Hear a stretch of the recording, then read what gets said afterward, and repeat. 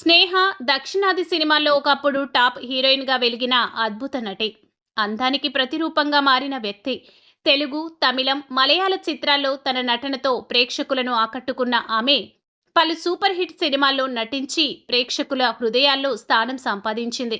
స్నేహ 2000లో మలయాళ చిత్రం ఇంగనే ఓరు నీలబక్షితో సినీ ప్రవేశం చేసి వెంటనే తొలివలుపు వంటి చిత్రాలతో తెలుగు ప్రేక్షకులకు పరిచయమైంది.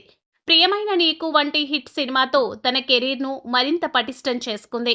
శ్రీరామదాసు, రాధాగోపాలం, సంక్రాంతి వంటి పలు తెలుగు చిత్రాల్లో నటించి ప్రేక్షకులను అలరించింది.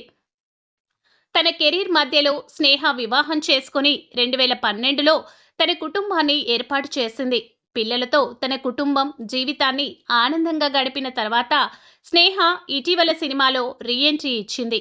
ఈసారి ఆమె వదిన, అక్క పాత్రలతో పలు చిత్రాల్లో నటిస్తుంది.